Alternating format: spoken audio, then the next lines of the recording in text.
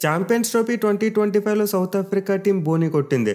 కరాచీ వేదికగా ఆఫ్ఘనిస్తాన్తో జరిగిన మ్యాచ్లో ఆ టీం ఘన విజయం సాధించారు. ఇన్ఫాక్ట్ 107 పరుగుల తేడాతో భారీ విక్టరీ కొట్టి ఒక రికార్డుని క్రియేట్ చేశారు. సో రెండు జట్ల మధ్య జరిగిన మ్యాచ్ అయితే చాలా ఇంట్రెస్టింగ్గా ఉంటుందని చెప్పి ఫ్యాన్స్ ఎక్స్పెక్ట్ చేశారు. అంటే ఆఫ్ఘనిస్తాన్ టీం మీద అంచనాలు ఉన్నాయి. వాళ్ళు గత 2 ఇయర్స్గా బాగా పెర్ఫామ్ చేస్తున్నారు కదా, సో సౌత్ ఆఫ్రికాకు మంచి కాంపిటీషన్ ఇస్తారేమో అనుకున్నాం. బట్ ఈ మ్యాచ్ అయితే కంప్లీట్లీ వన్ సైడెడ్గా జరిగింది. ఆఫ్ఘనిస్తాన్ టీం అసలు ఏ దశలో కూడా సౌత్ ఆఫ్రికా టీంకు పోటీ ఇవ్వలేకపోయారు. సో సౌత్ ఆఫ్రికా టీం అయితే ఈ మ్యాచ్లో చాలా మంచి ఆల్రౌండ్ షో కనబరిచింది. ముందు వాళ్ళ బ్యాట్స్మెన్ అంతా సమిష్టి కృషితో రాణించి 300 కంటే పెద్ద స్కోర్ కొట్టారు.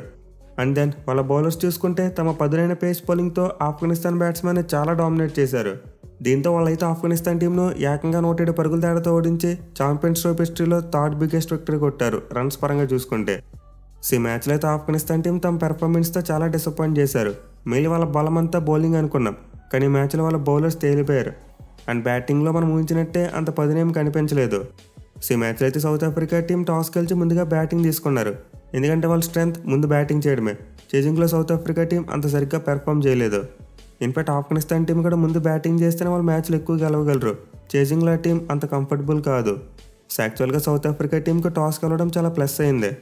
అయితే వాళ్ళ ప్లేయింగ్ లెవెన్లో చూసుకుంటే మాత్రం ఈ మ్యాచ్లో హెన్రిక్ క్లాస్ని ఆడలేదు. ఎందుకంటే అతనికి ఏదో చిన్న ఎల్బో ఇష్యూ ఉందంట. దీని కారణంగా ఈ మ్యాచ్లో ప్రికాషనరీగా రెస్ట్ ఇచ్చామని చెప్పారు. సో సౌత్ ఆఫ్రికా టీం అయితే ఇద్దరు లెఫ్ట్ హ్యాండ్ ఓపెనర్స్తో బరిలోకి దిగింది. రికల్టన్ మరియు టోనీ డి జార్జ్ ఇద్దరు కూడా టీంకు ఫస్ట్ 5 ఓవర్స్లో బాగానే బ్యాటింగ్ చేశారు. కానీ 6th ఓవర్లో ఫస్ట్ బాల్కి 11 పరుగులు చేసిన టోనీ అవుట్ అయిపోయాడు. బట్ ఆ తర్వాత చూసుకుంటే సౌత్ ఆఫ్రికా బ్యాట్స్మెన్ ఇంకా ఆఫ్ఘనిస్తాన్ టీంకి అసలు ఎక్కడ కూడా ఛాన్స్ ఇవ్వలేదు. మెయిన్లీ మిడిల్ ఓవర్స్లో అద్భుతమైన బ్యాటింగ్ చేశారు.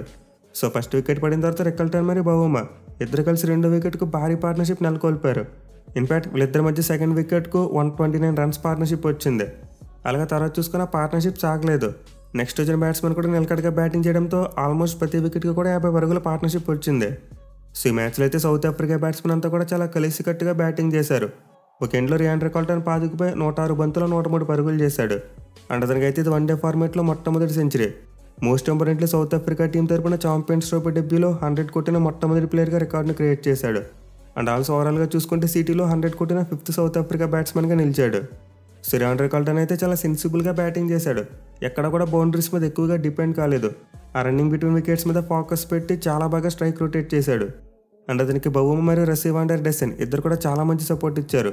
ఇన్ఫాక్ట్ ఇద్దరు చెరో 50 కొట్టారు. సో ఈ మ్యాచ్లో అయితే సౌత్ ఆఫ్రికా టీం ఆఫ్ఘన్ స్పిన్నర్స్ని చాలా బాగా డీల్ చేసింది. ఎక్కడ కూడా రిస్క్ తీసుకోకుండా సింగిల్స్ని మిల్క్ చేసుకున్నారు. కేవలం డెత్ ఓవర్స్లో మాత్రం అగ్రెసివ్గా బ్యాటింగ్ చేసి 300 స్కోర్ని రప్పించుకున్నారు. సో క్లాస్ లేకపోవడం వల్ల ఏంటో తెలియదు కానీ సౌత్ ఆఫ్రికా బ్యాట్స్మెన్ తమ వికెట్కు చాలా వాల్యూ ఇచ్చుకుని బ్యాటింగ్ చేశారు. అయితే చివరిలో పుష్ ఇచ్చింది మాత్రం ఏడెన్ మార్క్రమ్. డెత్ ఓవర్స్లో బ్రిలియంట్ బ్యాటింగ్ చేశాడు. 36 బాల్స్కి 52 రన్స్ కొట్టాడు. సో అతని పవర్ఫుల్ ఇన్నింగ్స్ కారణంగా సౌత్ ఆఫ్రికా టీంకి 315 స్కోర్ వచ్చింది. మిగిలిన వాళ్ళ చివరిలో క్విక్ టైంలో డేవిడ్ మిల్లర్ మరియు మార్క్ హ్యాన్సన్ ఇద్దరు వికెట్లు కోల్పోయారు. అలాగే 50 కొట్టిన రసీ వాన్ డెర్ డెసెన్ కూడా చాలా ఇంపార్టెంట్ టైంలో అవుట్ అయిపోయాడు. బట్ స్టిల్ ఒక ఎండ్లో మాత్రం మార్క్రమ్ చాలా క్లాస్ ఇన్నింగ్స్ ఆడాడు. అలాగే చివరిలో మల్డర్ కూడా ఒక 6 and 4 కొట్టాడు.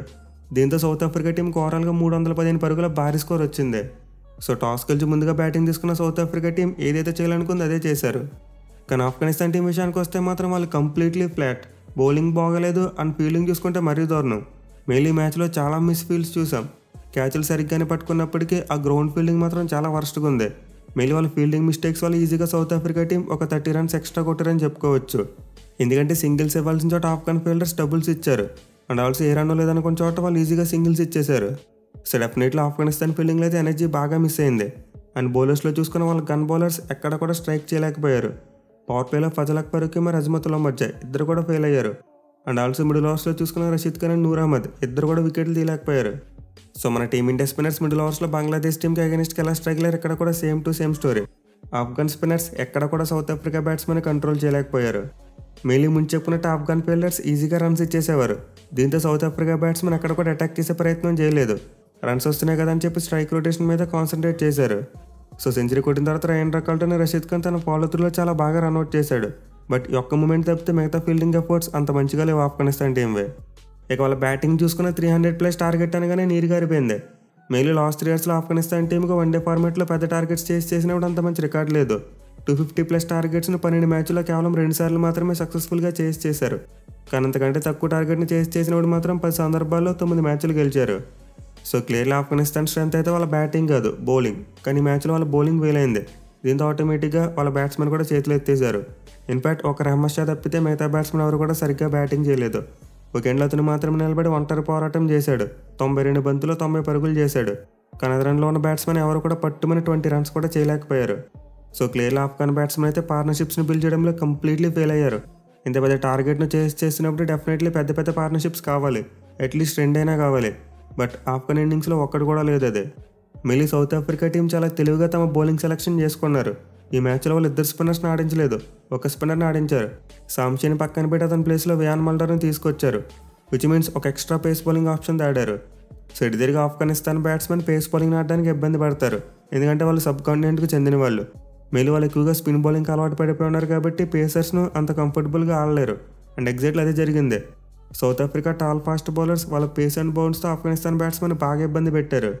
మళ్ళీ రబడాకి అయితే చాలా మంచి బౌలింగ్ పడింది. ఇబ్రాహిం జద్రాన్ వికెట్ పడినప్పుడు చూసాం, ముందు బాల్ 6 కొట్టినప్పటికీ నెక్స్ట్ బాల్కి వెంటనే వికెట్ తీశాడు, అది కూడా క్లీన్ బౌల్ చేశాడు.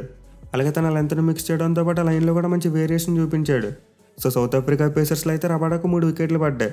అలాగే లుంగింగిడి మరియు వ్యాన్ మల్డర్ ఇద్దరు కూడా చాలా మంచిగా బౌలింగ్ చేసి చెరో 2 వికెట్లు తీసుకున్నారు. అఫ్కోర్స్ ఇంగిడి అయితే కొన్ని రన్స్కి వెళ్ళాడు, బట్ స్టిల్ ఇనీషియల్గా ఒక షార్ట్ బాల్తో ఇంపార్టెంట్ కుర్బాజ్ వికెట్ అతనే తీసుకున్నాడు. ఇక మార్క్ యాన్సన్ కూడా 4 ఎకానమీతో బౌలింగ్ చేసి 1 వికెట్ తీసుకున్నాడు. సో సౌత్ ఆఫ్రికా పేసర్స్ 4 కలిపి ఏకంగా 8 వికెట్లు తీసుకున్నారు. అంటే దీన్ని బట్టి అర్థం చేసుకోవచ్చు సౌత్ ఆఫ్రికా టీం మంచి ప్లానింగ్తో వచ్చారని చెప్పి. అండ్ ఆల్సో ఈ మ్యాచ్ల వల్ల బౌలింగ్తో పాటు ఫీల్డింగ్ కూడా బాగుంది, వచ్చిన క్యాచెస్ తీసుకున్నారు. అండ్ గ్రౌండ్ ఫీల్డింగ్ కూడా అద్భుతం.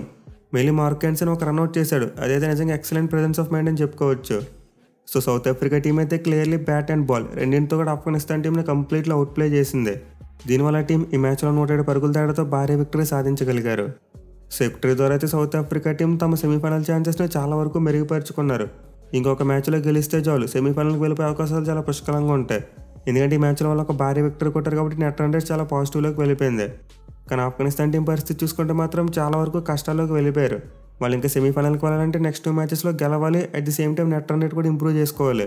మళ్ళీ మ్యాచ్లో వాళ్ళు భారీ తేడా ఓడిపోవడం ఖచ్చితంగా వాళ్ళకి నెగిటివ్గా మారబోతుంది. సో ఆఫ్ఘనిస్తాన్ టీం అయితే ఈ మ్యాచ్లో తమ రేంజ్కి తగ్గట్టు ఎక్కడ కూడా పెర్ఫామ్ చేయలేదు. అటు బ్యాట్తో ఫెయిల్ అయ్యారు, అలాగే బౌలింగ్ అండ్ ఫీల్డింగ్ 2 కూడా బాగోలేదు. ఇన్ఫాక్ట్ 3 డిపార్ట్మెంట్స్లో కూడా మూకుమ్మడిగా ఫెయిల్ అయ్యారని చెప్పుకోవచ్చు. At the same time south Africa team చూసుకుంటే 3 డిపార్ట్మెంట్స్లో కూడా చాలా బాగా ఎక్సెల్ అయ్యారు. మెయిన్లీ టీమ్ గేమ్ వాళ్ళ బ్యాట్స్మెన్లో 4 బ్యాట్స్మెన్ 50+ స్కోర్స్ కొట్టారు. సో ఛాంపియన్స్ ట్రోఫీ ఆస్ట్రేలియాలో జరగడం ఇది కేవలం 2సారి మాత్రమే. ప్రీవియస్గా మన టీమిండియా పాకిస్తాన్ మీద ఇలాంటి గంత సాధించారు. అండ్ ఆల్సో వాళ్ళ బౌలింగ్లో చూసుకున్న ముందు చెప్పుకున్నట్టు అందరు బౌలర్స్ కూడా సమిష్టిగా నుంచి వికెట్లు తీశారు. సో డెఫినెట్లీ వికెట్ అయితే సౌత్ ఆఫ్రికా టీంకి మంచి కాన్ఫిడెన్స్ ఇస్తుంది. కానీ ఆఫ్ఘనిస్తాన్ టీమే ఈ పరాజయం నుండి ఎలా కోలుకుంటారో వేచి చూడాలి.